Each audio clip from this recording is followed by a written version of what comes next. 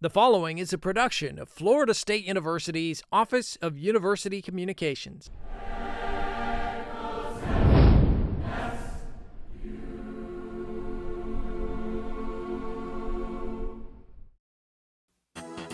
Coming up on FSU Headlines, the heat is on and a Florida State scientist examines the impact of melting glaciers. Lending a helping hand, Florida State aids in the recovery of a student veteran. And Hoop It Up, the Seminole men and women play their way into March. Stay tuned for these stories and much, much more. FSU Headlines starts now. Hello and welcome to another edition of FSU Headlines. I'm Dennis Schnitker, coming to you from the beautiful campus of Florida State University. Ice. We don't have much here in the Sunshine State, but melting ice around the world could be an issue for everyone. And we're talking more than just rising sea levels. FSU Headlines reporter Mark Vaughn explains. Florida State University researcher and professor Robert Spencer studies how humans are impacting the carbon cycle. He spent much of his time in countries far and wide, taking samples and collecting data. And after years of research, he and his collaborators have made an astonishing discovery. Well, what we've done is that we've made the first estimate of how much organic carbon is stored within glaciers and how much will be released into the sort of near-term future with glacial decline. And so we need to get a better understanding of these things. And to do that, we need this data initially as an estimate of how much is coming in, and then to understand how that will change going forward. And that's really what this study's tried to do through to about 2050. Glaciers are made up of more than just water, and Spencer is breaking ground by estimating just how much organic carbon is being released when glaciers melt. When you think about a glacier, you don't tend to think about anything other than just water. It's a big block of ice. But in reality, there's all sorts of things stored within that ice, and they're just often at very low concentrations. But because the water yield from glaciers is so high, especially in places where we work, like the Gulf of Alaska, the flux of some of these materials, like organic carbon, can actually be quite high along with it. So with this new information at hand, there are some new questions. And so what we're interested in is how is that going to change into the coming decades, and what does that mean for us? And so specifically, one thing we know is that this glacial-derived organic carbon is very biologically labile.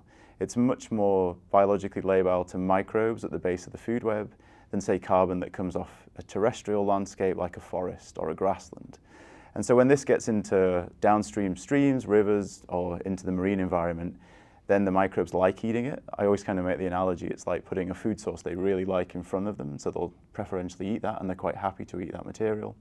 They grow, and then things like zooplankton can eat them, and then that impacts fish, birds, things higher up the food web that then eat those.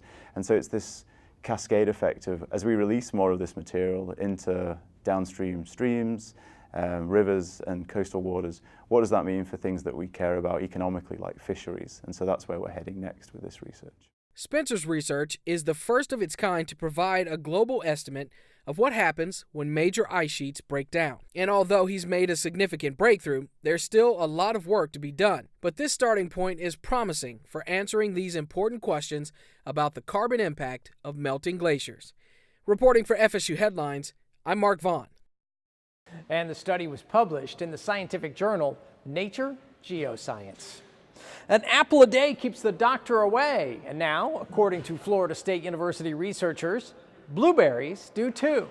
Florida State's Department of Food, Nutrition, and Exercise Sciences conducted a study that reveals a cup of blueberries can lower your blood pressure. So the results were incredible. We found a 7 millimeter of mercury reduction in diastolic blood pressure. We saw that arterial stiffness, particularly brachial ankle pulse wave velocity, was reduced after 8 weeks in the participants consuming the blueberry powder. And the blueberry study is published in the Journal of the Academy of Nutrition and Dietetics. Our next headline, Florida State University is training tomorrow's physicians today. FSU Headlines reporter Molly Reed spent the day with high school students in a special Florida State program, and she joins us now with more. Molly? Thanks, Dennis. More than 150 8th through 10th grade students from 5 counties around Florida met here at the Oglesby Union at Florida State to learn a new set of skills. 2, 3, 4, 5, 6, 7, 8, 9, 10, 11. No, these aren't medical school students. They're middle and high school students who hope to one day become medical professionals. These students are here at Florida State for the day to earn their CPR certification as part of the STRIDE program. STRIDE stands for Students Together Reaching Instructional Diversity and Excellence. We reach back into the schools. We start in the 8th grade and go all the way up to the 12th grade. And this program was designed to address the need of the shortage of minority and rural physicians in the state of Florida. Since 1994, STRIDE has been an outreach effort to find students who have an interest in pursuing a career in science, engineering, health, mathematics, and medicine. The goal is to help those students one day become professionals in one of those fields. Peel one pad from the yellow plastic lock. Place pad exactly as shown in the picture. Press firmly to patient's bare skin. CPR Certification Day is one of the many efforts STRIDE sponsors. This group of kids will leave FSU with a CPR certification from the American Heart Association and also hopefully with a greater interest in medicine. We have great outcomes. We have about 95% of our undergraduate students get into medical school and 98% of our high school students get into college. And then we also have a graduate level bridge clinical master's level program. So lots of things are happening here at the College of Medicine and great commitment from our dean and associate deans. So we're very, very thankful to be here, and this is really, really an exciting event. STRIDE also has a program for college students interested in the medical field, along with the pre-college component for middle and high school students. Dennis, back to you. Thank you, Molly. Our next story. What is the key to happiness? A great job? A good relationship? Maybe a nice vacation every year? We're all in search of happiness, but what is it really? A Florida State University professor has set out to find the secret to the good life. FSU philosophy professor Michael Bishop bridges the gap between theory and fact. His idea is the most important parts of a good life are strong, close relationships and fulfilling activities at work or home that interest you and help you achieve accomplishments and enjoyment. So find something you enjoy and that you're good at and stick with it. It's not the journey and it's not the destination. It's keeping your engine running smoothly. And so if you can keep your engine running smoothly, with a little bit of luck, you'll have a good journey and you'll reach a nice destination. Bishop's work is detailed in a new book called The Good Life, Unifying the Philosophy and Psychology of Well-Being. Well, coming up next on FSU Headlines, Florida State University pays tribute to a member of the Seminole Tribe of Florida. It was a revolutionary thing for a Seminole Indian to go to college. It was even more revolutionary for a woman to do so. We'll meet education advocate Louise Jones-Gopher when FSU Headlines continues in a moment. I've always been curious about things, and that really just leads you straight into science because science really is formalized curiosity. One of the coolest things I've gotten to do at FSU has been conduct research with Sir Harry Kroto, and I was really surprised that I would get to hear directly from a Nobel laureate in chemistry, and then I was even more surprised to find out that he was just really accessible. Being here at FSU has helped me be the best student that I can be.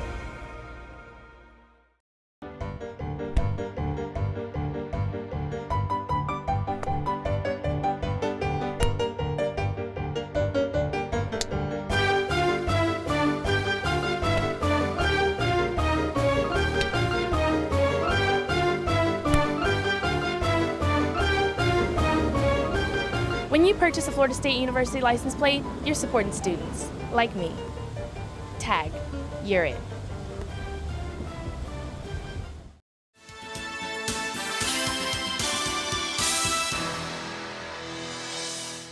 Welcome back to FSU Headlines. I'm Dennis Schnitker. Florida State University wrapped up 2014 with more than 2,500 graduating students participating in fall commencement ceremonies. Take a look.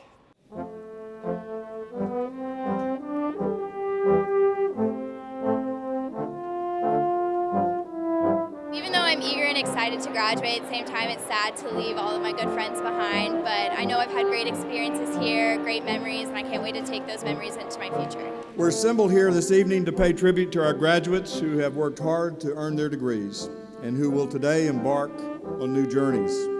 On behalf of the university and this assembly, I congratulate each of them and wish you every success. My mom's here, my dad's here, my brother's here. They're here to support me. Friends, these are all my friends. These are my colleagues. These are academians who we actually went to school with. So to see this is like a dream come true.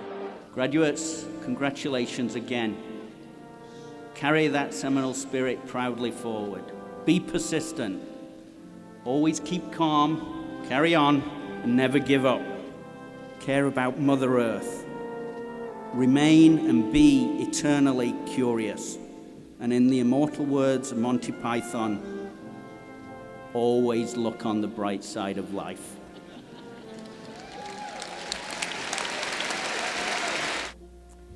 Louise Jones Gopher, champion of education for the members of the Seminole Tribe of Florida, proponent of the preservation of the tribe's culture and traditions, an ardent friend of Florida State University.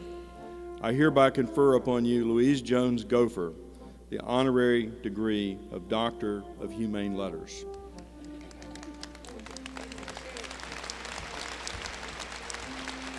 The slogan that I became famous for was, "Education is your gold mine." To those of you who are graduating today, I say, treasure your heritage, whatever it may be. Learn all you can about it. Pass your knowledge on to your children.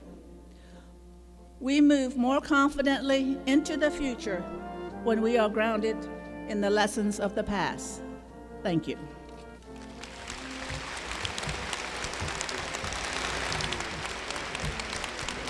By virtue of the authority vested in me by the Florida Board of Governors and the Florida State University Board of Trustees, I hereby confer upon you the appropriate degree for which you have qualified, whether it's a Bachelor of Arts, Bachelor of Fine Arts, or Bachelor of Science.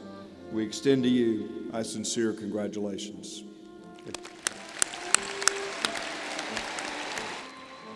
And now you can change your tassels from the right to the left and be seated.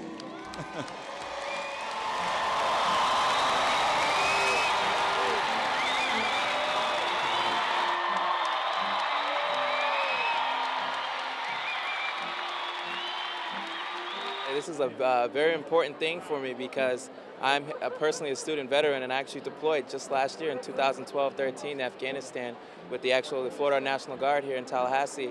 And this is what I've always wanted. It's why I joined the military. It's why I even went to school to actually walk across the stage at Florida State. Rebecca Erin Godwin, cum laude. Kelsey Ann Grills, cum laude. Crystalyn Hambleton. Gennaro Heredia. Kyle Miguel Jacinto. Krista Keatsman, cum laude. Sabrina Andrea Matherson, cum laude. Michael Hurtado. And as you just saw in that video, Florida State University presented an honorary degree to Louise Jones Gopher, a member of the Seminole Tribe of Florida. Gopher is a champion of education for the members of the Seminole Tribe of Florida. She's also an ardent friend of the university. FSU Headlines sat down with Gopher before her big day at graduation. It's great. I'm very honored, humble that they would give me such an honor, because it's just something you hear about, it never happens to you, so it's a great thing, great feeling. Kind of educate the graduates, the Seminoles. They know the history and the mascot and thing and all that stuff, but to see like the real person there and talk about myself and where I've been and stuff like that, and what I lived is real. It's not something you read in a fiction book or whatever. So I hope that they learn a little bit about me, about my tribe through me, or a little more about the tribe through me. Florida State University is dedicated to helping veterans. The FSU Student Veterans Center's passion for students couldn't be more evident than in our next story. Take a look.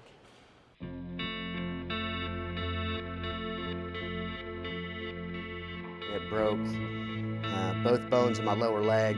It broke my shoulder blade, my eye socket, severed my tricep, broke my arm. And this whole time, you know, the doctors were kind of prepping my family and saying, he's probably not going to make it. I grew up wearing garnet and gold. I was born here in Tallahassee, and my whole family is Florida State, so that's all I've really known is garnet and gold. And I always remember coming back here to Florida State as a child and just thinking, this is where I want to go. And there really wasn't any other option for me unless it was here. When I first came to school here, I went back in 2002 for a very short time. And at the time, it just wasn't working out. I couldn't get focused, couldn't get the motivation. I needed somewhere to go and something to do and something to be a part of. So I decided to join the Army. I was a paratrooper with the 82nd Airborne Division. I did 3 tours. I did 2 to Afghanistan and 1 to Iraq. I was about 2 years in when we deployed. I thought, this is what I want to do. This is where I want to be in my life. And as I started to get, I guess, a little older, I realized that I want to be able to do more. I want to become a physician's assistant. Well, trying to juggle the military and then also, like, I just had a newborn in class and everything like that, it just made it so complex. And so that's where I really started thinking about going back to school to get the degree and then go back in as an officer. I hit the ground running. I didn't waste any time. I was in the spring semester of 2014 and I was taking a full load of classes. Did very well. And then a few weeks into my summer semester, I was in a near fatal car accident.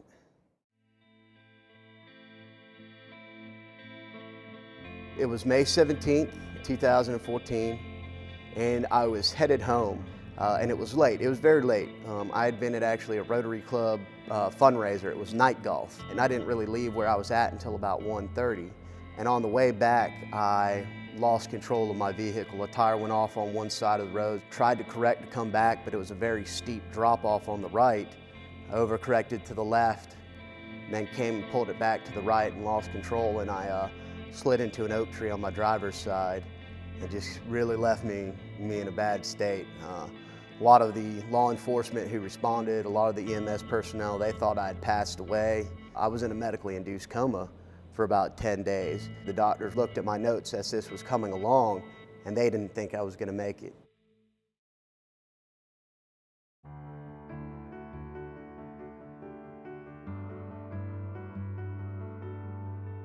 That's where the Vet Center really came in and helped me out. All these people, they came on a regular basis to see me and check on me, just, you know, trying to cheer me up, and it just really was amazing to see that they cared and that they wanted me to get better and that they were there pulling for me. And that just made me want to work harder at healing. The Veterans Center started calling everybody, admissions, finance office, health compliance office, all of these folks. So they really got everybody pulled in and, you know, going, hey, this guy's had a really rough time right now. You know, let's help him out in any way that we can. And that's what really made me get motivated, try to get over what had happened. Somehow I pulled through. You know, I don't know why I made it, but there is a reason that I made it. And I'm glad that I made it. You know, it's precious, like really every day is precious. And if you have family that you love and friends, tell them. Because you don't know. You know, I didn't think that kind of connection would be outside, other than for a few select individuals like your family, but really they've become another family, and it's that close-knit community just like it was in the military, and that's, I can't even begin to think of how this all got to where it is now, but it really changed my life. And you can see other student veterans stories and learn more about the student veterans initiatives offered at Florida State by visiting veterans.fsu.edu. Well, coming up next on FSU Headlines, we'll take to the hardwood for an update from the FSU men's and women's basketball teams. Kicks it out to Conrad, all alone, shot for 3, she drains it! We'll check in with Florida State athletics when FSU Headlines continues in a moment.